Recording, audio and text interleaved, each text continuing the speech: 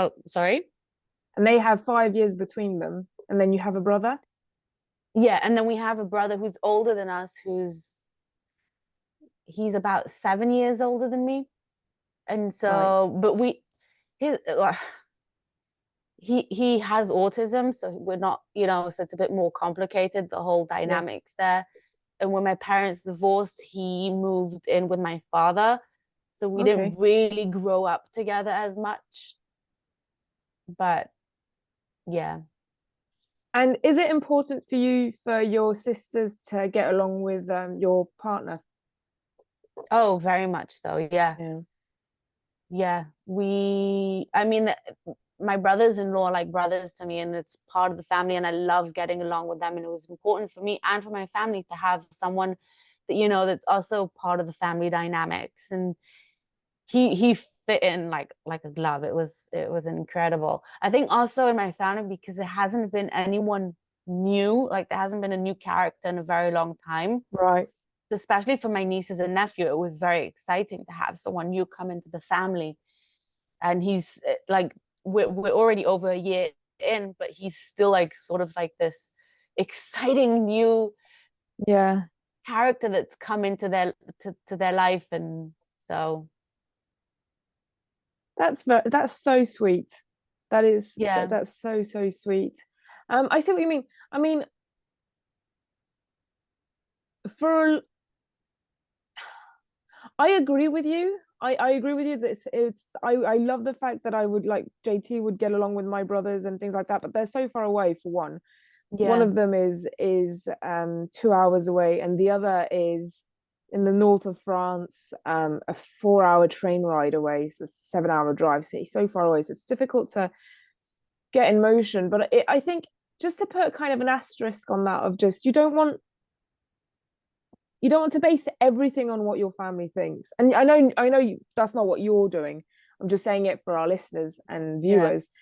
You want to make sure that yeah, your family kind of it's just it's a balancing thing because you'll have families who know you and who want the best for you and who can kind of see certain things that you may not be able to see. So you want to like listen to them, but you don't want them to invade every single part of your relationship and have like too much of a say on what things happen.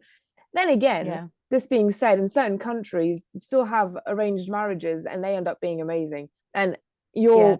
your mum introduced you to your boyfriend, right? Well, yeah.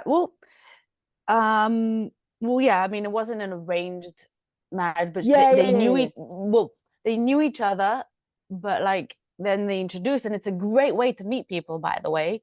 I think every person who is looking for someone, one of the best ways to do it is ask people in their life. You never know who they may know, and just get over the awkwardness of it. Not that I had to do much in the matter. He by chance saw my mother one day, asked her about his her bachelorette daughter, and the rest is history. But yeah, but Yeah. actually we in our religion we have like the ultra orthodox that still have arranged marriages Yeah. to this day. Like I have cousins who are very religious who also have arranged marriages, and they work incredibly because, and this was explained to me once, because you know how like in I mean, this is a bit of a generalization, so don't take me at my word, but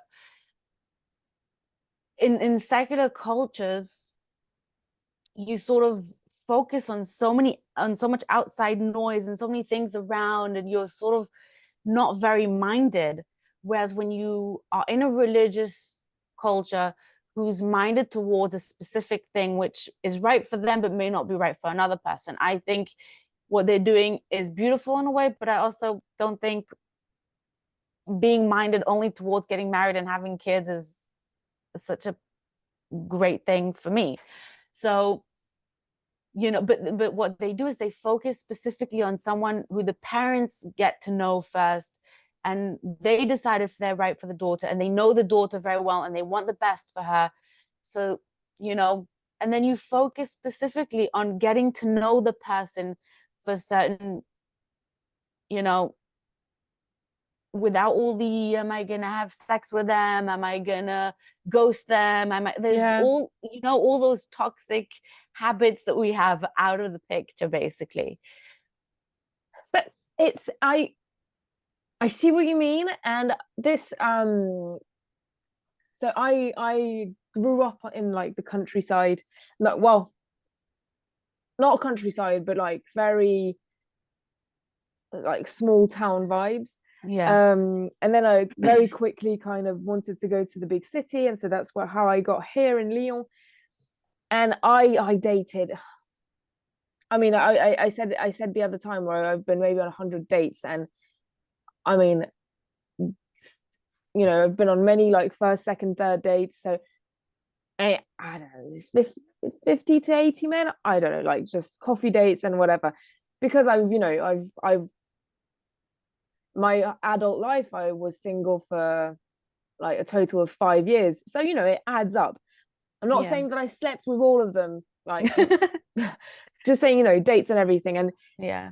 And so that's the big city type of vibe. And over Christmas, we were at my aunt and uncle's, who are like farmers, countryside.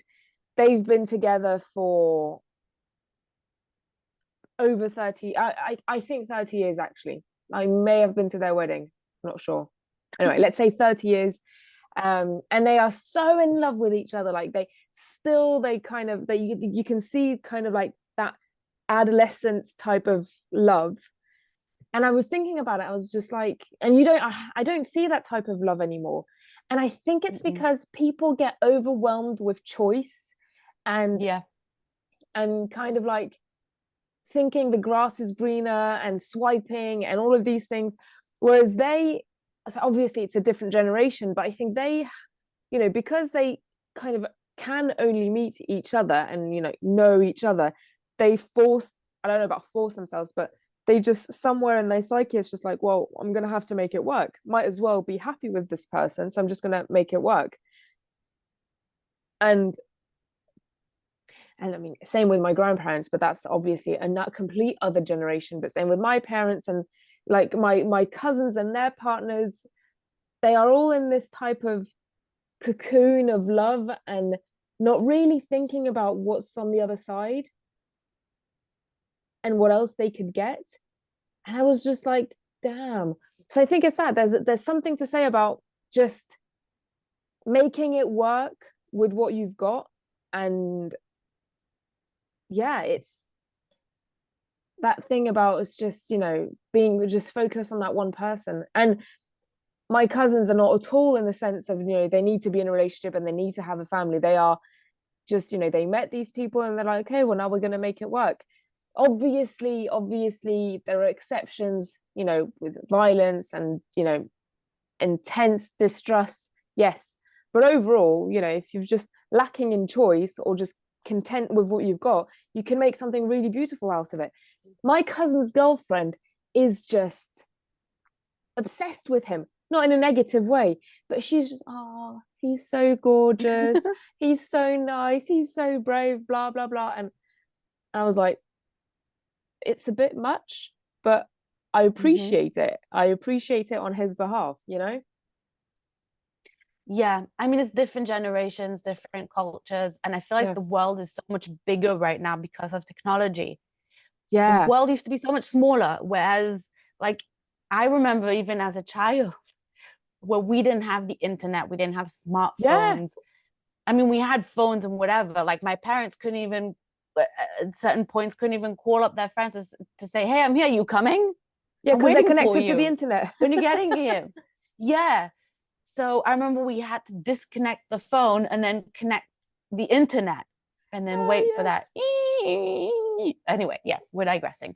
What was I going to say? So the world is much bigger. There's more apps, there's more choices, there's more, like, we're constantly thinking of what we're missing out on. We're like this FOMO generation. Yeah, oh, yeah. We we we we're eating a fish and we can't stop thinking about all the other fish that we left in the sea. Exactly. And it's never ending. And especially with this culture where which is why I despise TikTok, or one of the reasons why I despise TikTok, is where it's like the attention span is so short. If you haven't caught the person in the first second, then I that's it. know. And if it's longer than 5 seconds, then that's it. And we get sick of things easily. We give up easily. We don't want to put in the effort. We just feel like me. I deserve this. I deserve that. And we don't want to give from ourselves too much. And we, we're sort of like, you know, we don't want to put in the hard work, and there's a lot of different like cultural difference. So once upon a time you used to stay in the same career for 40, 50 years. They used to stay in the same marriages for that long. There's a lot of different cultures, and in Hebrew we say for good and for bad. Could we say that in English, for good and bad? Um, for better or for worse. For better or for worse. Thank you. Oh my God, my bilingual brain. Yes. For better or for obviously, duh. So, each side has its pros and cons, because I can't imagine being in the same job for so many years and whatever, and you get bored. But where am I going with this? I am going with this to say that yeah, People's it's a attention different world. span. Yeah, it's just we. But here's the thing: is that I'm like, I don't know. Like I might have said this before in one of the previous episodes, where I was thinking about in this relationship that I have with my boyfriend, where I didn't realize this until I heard a YouTuber that I watched say something about her own relationship in the same sense, where suddenly I realized, wait, that's true. That since we started dating, I don't think I've even once, or maybe like in passing, but not really, have thought about what am I missing out on? Wait, there must be someone better out there for me. Mm, I wonder if I can find someone who's more like this or more like that, and less like this and less like that. And I haven't really I certainly haven't dwelled on it like I have in past relationships. And I feel like that's something that comes along with the territory when you have a healthy relationship and a healthy mindset in that relationship. And when you're not constantly worried about everything else. Yes, there could be someone, I don't know. I don't even know what, like, that's how healthy my relationship is. I don't know what else could be better than this? mm. Obviously, there's always someone else that can be out there, but like at some point, you have to figure out, then, you know, you just drive yourself crazy over it. And yeah. And with the Yeah, right person, you don't feel the need to, sorry, but last what no, with the okay. right person, you don't feel the need to constantly look at other people's green grass or whatever, which a lot of the times is just keeping up appearances and not really what goes on behind closed doors. Yeah. Oh yeah, I've been rewatching Desperate Housewives, and that show is just typically, like appearances lie. Brie Mm-hmm. Vanderkamp and Lynette Scarver. It's just like what you show is not the actual reality, and or even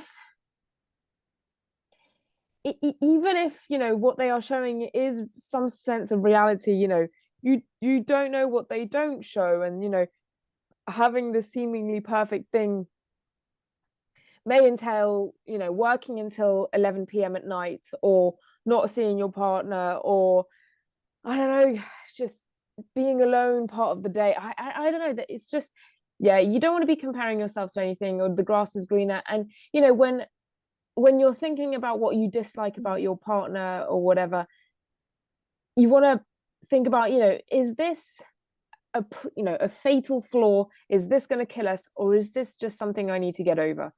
um and that's to each their own. And I guess that's why you've got friends or coaches or therapists or doctors and things like that, of just that are there to kind of help you figure it out. um what are you happy to accept, to not accept, and are you in danger?